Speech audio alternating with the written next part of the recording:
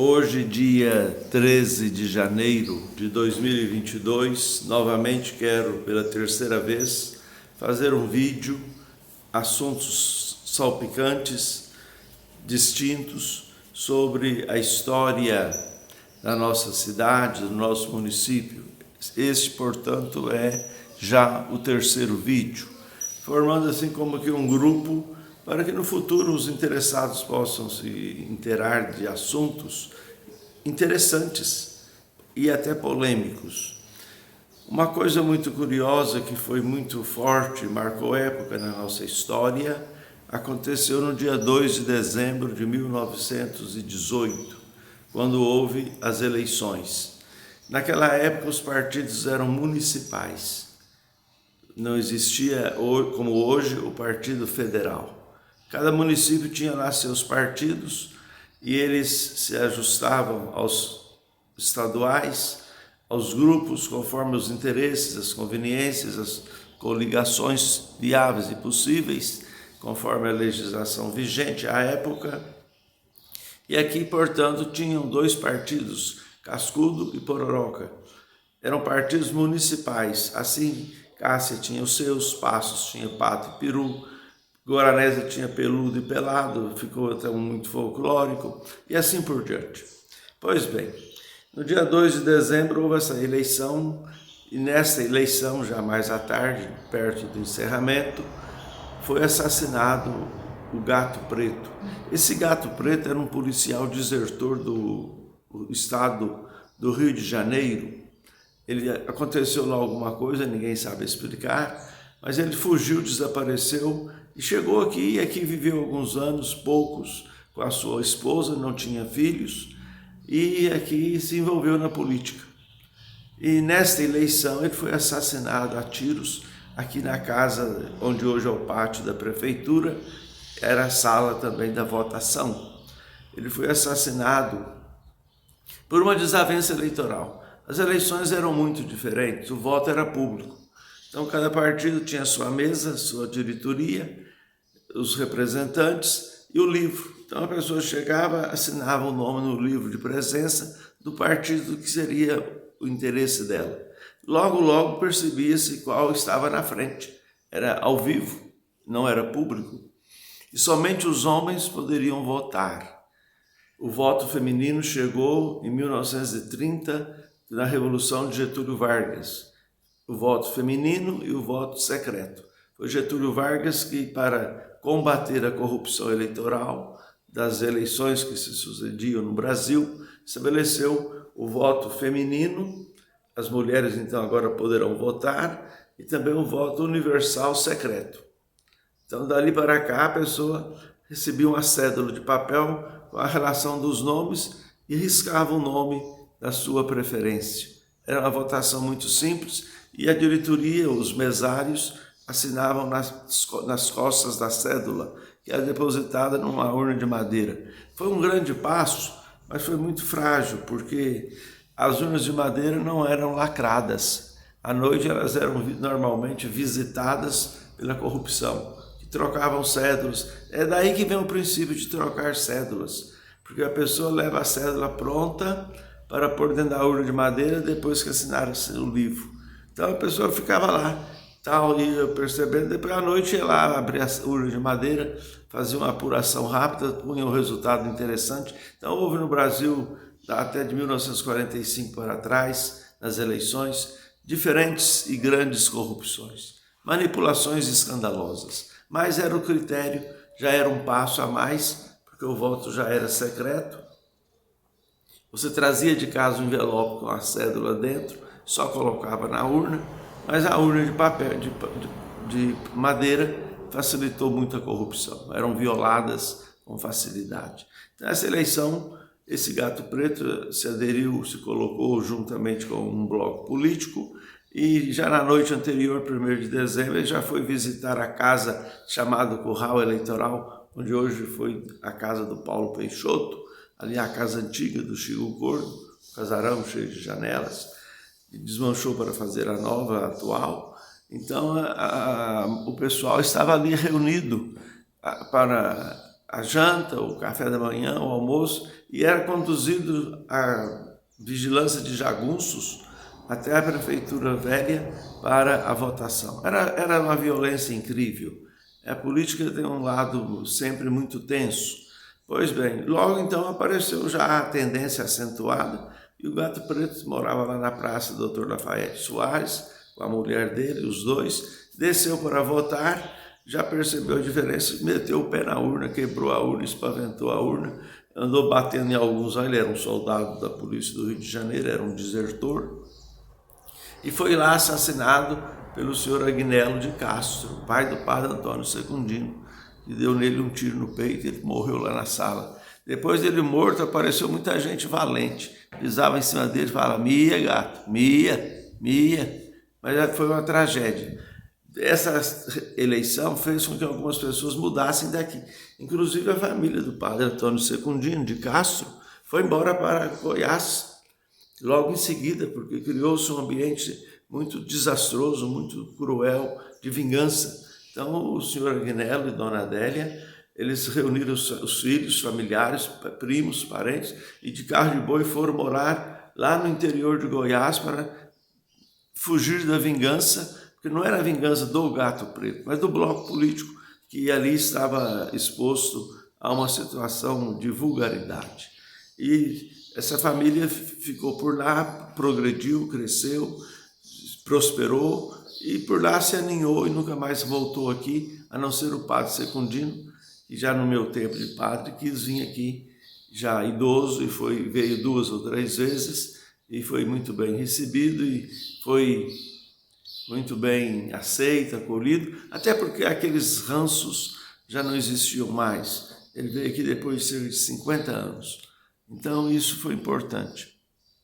Veio uma vez apenas, em 51, celebrar a sua primeira missa. Mas foi uma passagem rápida, uma festa grande que envolveu toda a paróquia, o ambiente já era outro. Pois bem, em 1939, com a instalação do município, foi necessário colocar benefícios para o município. Criou-se então o Correio como entidade do governo. O estafeta ia buscar as correspondências em Cássia. Agora o Correio tinha uma mobilidade mais ágil, criou-se um posto de saúde, construiu-se o primeiro matadouro municipal, onde hoje nas imediações do Aquários Clube. Então, foram momentos que o município recém-criado começou a se ajustar, a se afirmar, a dar passos importantes para o futuro. O futuro é a única possibilidade que existe. Não existe possibilidade no passado. Ninguém vai vencer ontem. Só existe possibilidade de viver, crescer, progredir, prosperar para frente. O mundo é para frente. Pois bem, então o matadouro funcionou ali por muitos anos. Eu me lembro do carroção do matadouro. O Chico Carreira era o responsável, matava lá uma vaca ou 2 por semana, distribuía no carroção e nos açougues da cidade. O povo comprava a carne, levava ele pendurado, amarrado num barbante. Não tinha papel, não tinha plástico, não tinha nada. E muitas vezes o cachorro ia atrás lambendo o sangue da carne. É a época. Mas é um dado curioso, porque mostra a realidade cultural daquele momento e também a diferença em relação a hoje, que nesse campo nós melhoramos profundamente. Foi o prefeito Nilo Paim, 51, 55, que estabeleceu a ordem, a exigência do açougue ter azulejo e uma banca de pedra sólida, porque o açougue era muito frágil. Então ele exigiu açougue com azulejo e todo açougue tem de ter uma banca de pedra sólida para o manuseio da carne. Não tinha geladeira. A carne que não fosse vendida no mesmo dia era toda salgada, secada, e a higiene, sabe Deus como funcionava por aí afora muitas vezes. Então esse é um ponto muito curioso, muito importante. Então em 1941 foi posto o telefone. Era uma companhia não estatal, era uma empresa civil particular chamada Bragantina. E ela veio aqui e pôs o telefone via fio, daqui até 7 voltas da residência do Damásio, a antiga casa que hoje é de seus descendentes, Lá tinha um posto telefônico para atender toda a região da Serra. E aqui veio a linha para ter um único posto telefônico que foi instalado na casa da dona Vitória Mandim, mãe da dona Laura, avó do Dr. Pepe, de modo que ali naquela casa foi o primeiro posto telefônico. Tinha um mensageiro que vinha o recado, fulano de tal quer falar com fulano de tal às 4 horas da tarde.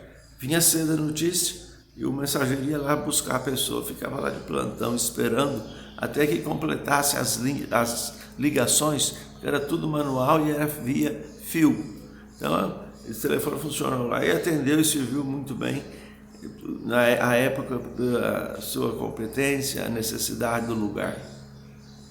Depois de uns anos, dona Vitória morreu. Passado um pouco de tempo, o telefone foi transferido para a casa da dona Jupira, mulher de Tataco, ali na Rua da Fábrica de Leite, a penúltima casa, que ainda está lá o casarão. Ficava lá na sala. Eu mesmo fui lá muitas vezes com meu pai, para meu pai fazer ligações telefônicas. Ficava lá esperando. Quando ia chamar, ficava esperando. Era um processo muito interessante.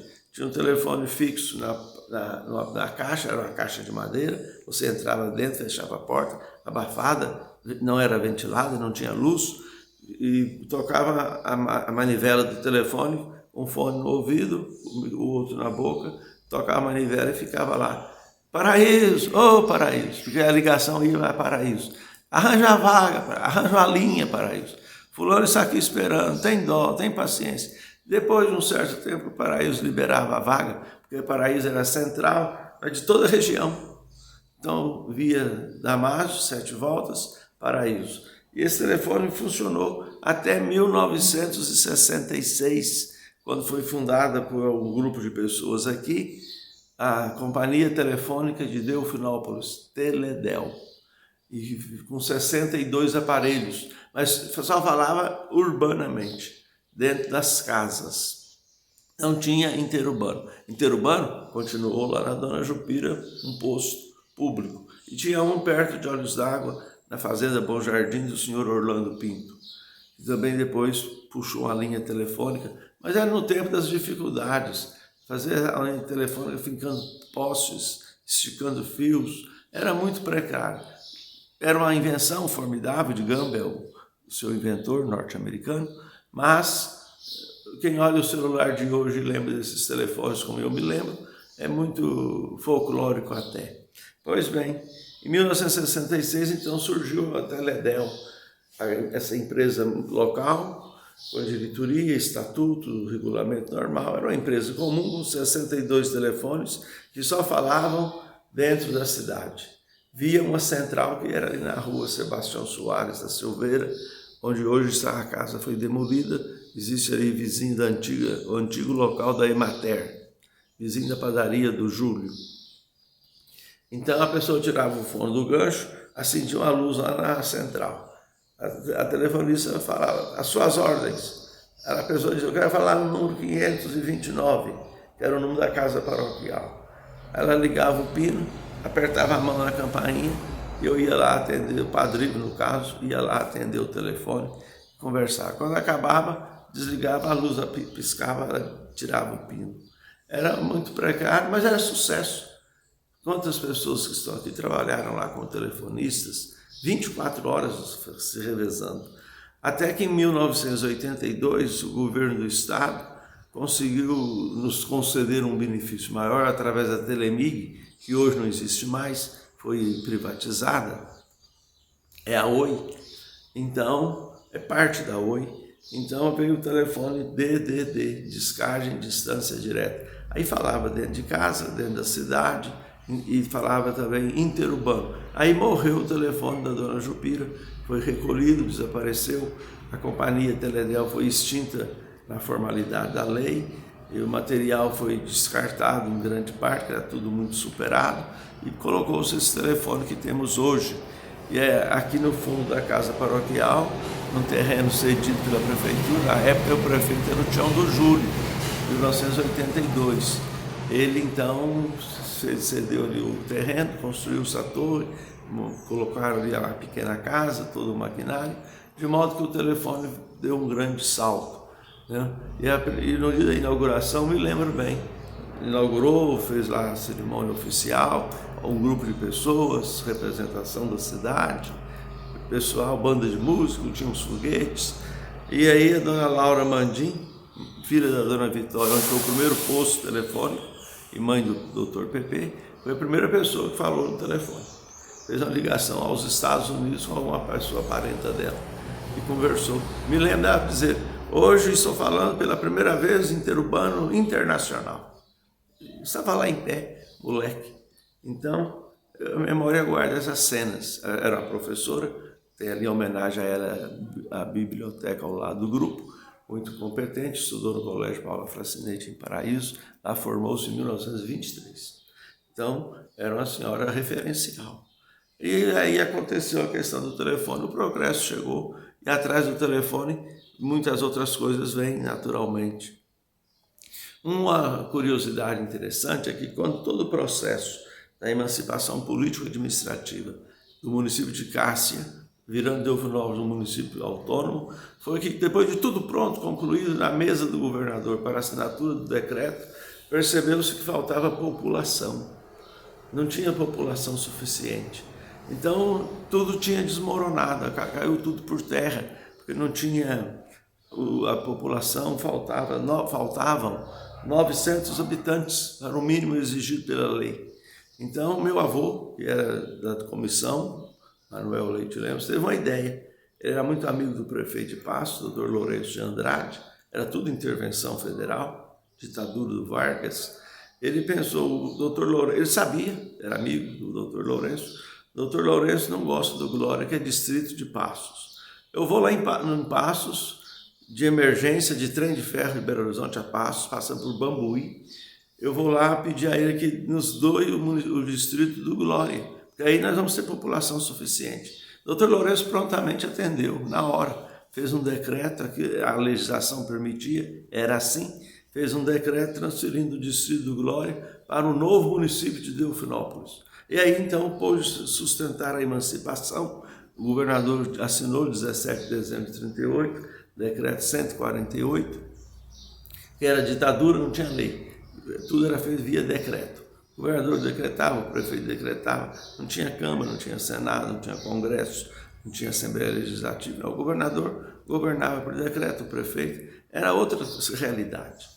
E aí então o município do Glória ficou anexado ao nosso até 1948, 10 anos. Depois o Glória então se emancipou e foi tomar o seu rumo no bom e santo sentido de cidade autônoma. Mas devemos muito ao Dr. Lourenço, que nos concedeu esse presente, nos deu Glória. Porque sem isso, Delfinópolis teria morrido na praia. Tinha tudo pronto, certo, correto, completo, mas faltava gente. A população era insuficiente. É por isso que muita gente fala, Delfinópolis já teve tantos mil habitantes, porque o Glória fazia parte daqui.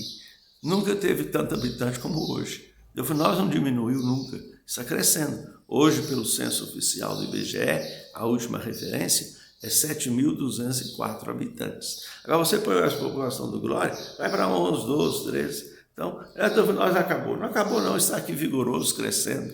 Só que é a falta de visão histórica, de consciência histórica, de cultura histórica, de interesse histórico, é que leva a gente a pensar, mas tinha tanta gente, cadê esse povo? Cadê essas ruas que desapareceram?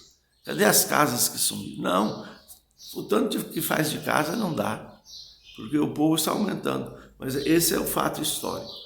Uma outra coisa muito interessante foi que o município começou e foi instalado no 1º de janeiro de 39, o prefeito nomeado por decreto, tomou posse, etc. Mas foi funcionar a prefeitura aqui, na antiga Casa da Instrução, que era o nome dado ao grupo escolar. Aqui era a casa da prefeitura de Cástia, era a dona do município, e depois ficou para o município de Delfinópolis, naturalmente, com a emancipação, e ali instalou-se a prefeitura municipal. Pátio era uma coisa simbólica, não tinha nem um carro, nem uma máquina, não tinha nada. Meu avô fez a estrada de Delfinópolis a 7 voltas, a que tem hoje, ampliada, reformada, melhorada, revisionada, mas a primeira estrada original, sob a tutela, a gerência do Lico Vitor, que era o chefe de obras, a enxadão com carroça. Uma turma de picareta na frente, uma turma de enxadão atrás e uns tantos carroceiros mais atrás, encascalhando, arrumando, tirando a água, para poder subir as 7 voltas, ganhar o Chapadão e sair em Sacramento.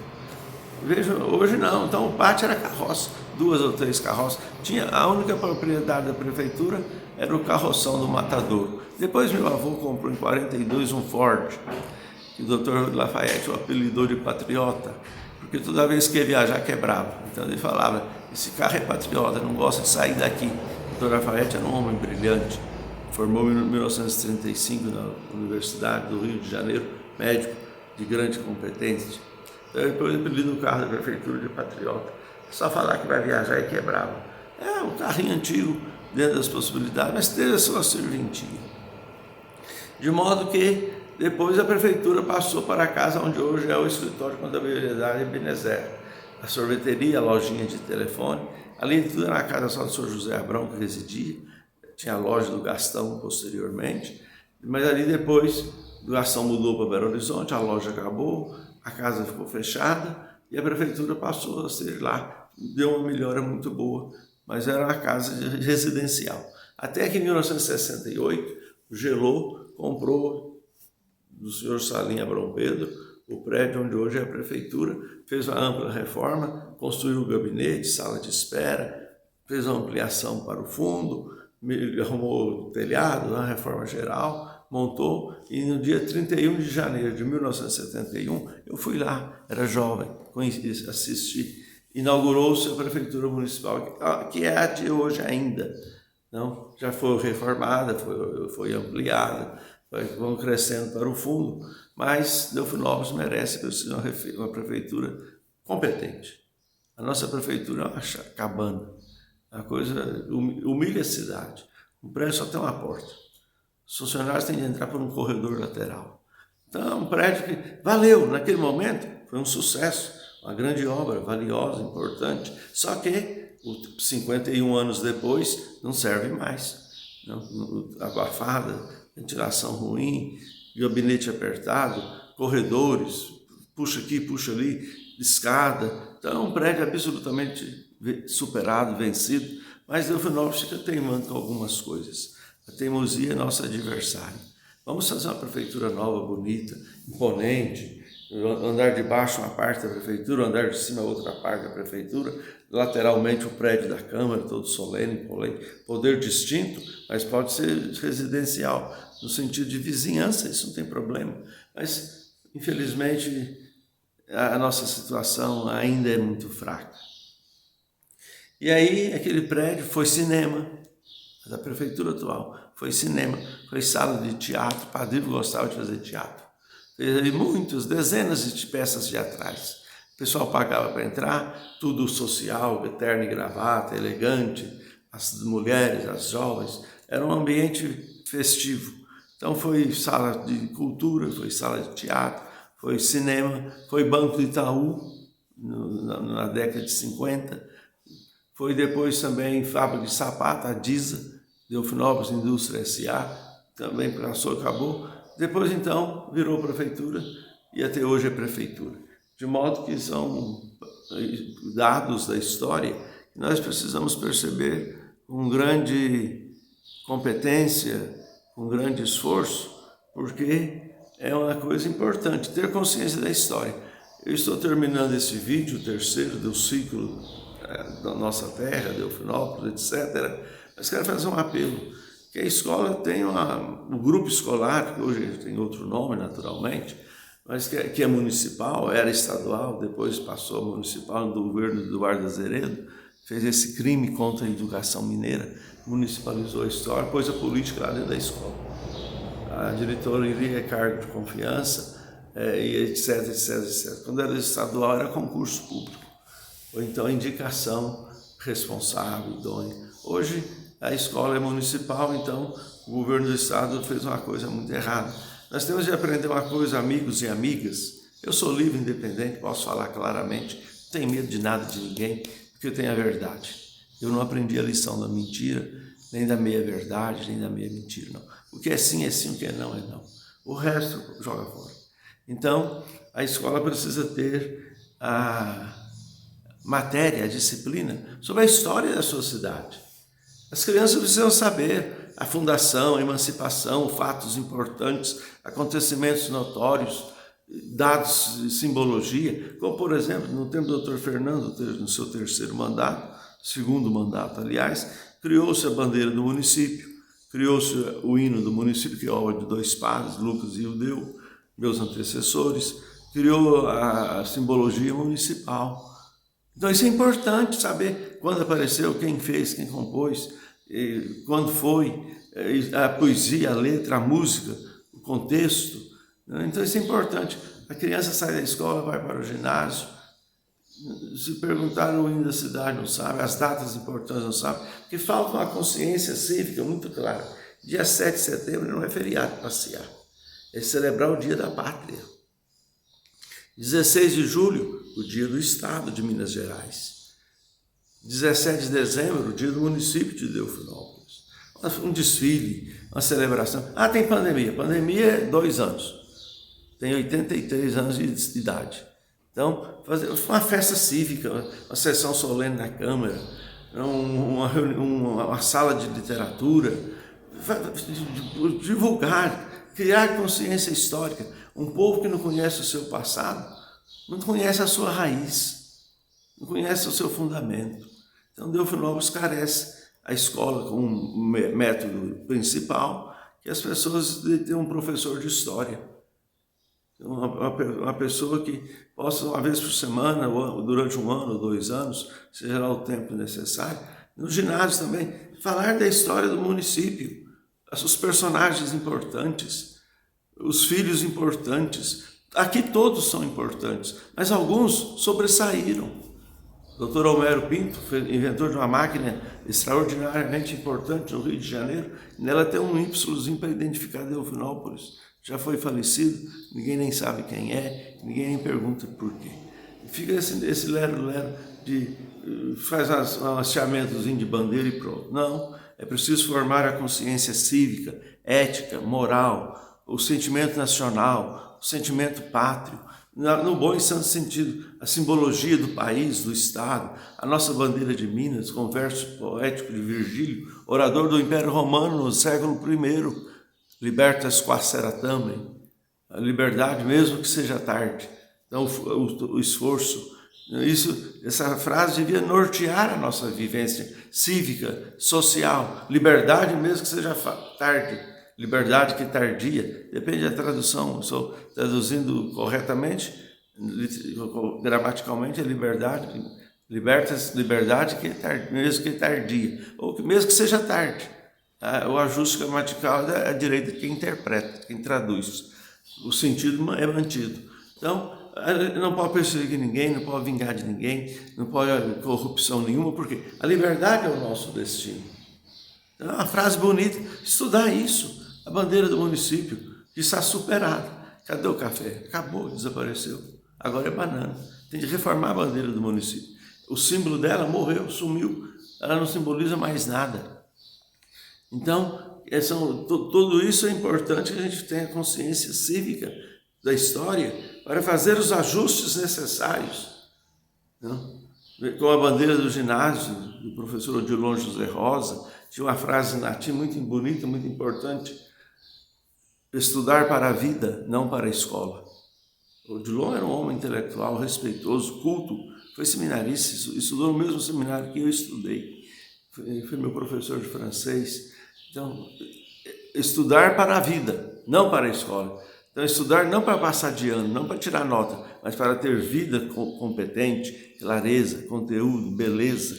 Então, esses pontos bonitos e interessantes da nossa história. E assim eu termino agradecendo a boa vontade da Fabiana em fazer isto de maneira graciosa, pedindo também desculpas pelo alongamento, mas a história é assim, uma ponta puxa a outra. E a gente vai dando os nós, amarrando e emendando os fatos, e a história vai adquirindo sequência, porque ela tem 2 características. Eu sou professor de História, tenho licenciatura plena em História, há mais de 40 anos eu fiz isso na minha vida de jovem atrás. A história tem 2 características. Ela é lógica, na história não tem improviso, e ela é sequencial. O dia de amanhã é fruto do dia de hoje. Você planta vento, colhe tempestade. Você planta arroz, colhe arroz. Você planta feijão, colhe feijão. Você planta o mal, colhe o mal. Você acha na frente o que joga para trás. A história é lógica. Então, acontece surpresa, não tem surpresa. Na história não tem surpresa. É lógica e sequencial. E assim, muito obrigado.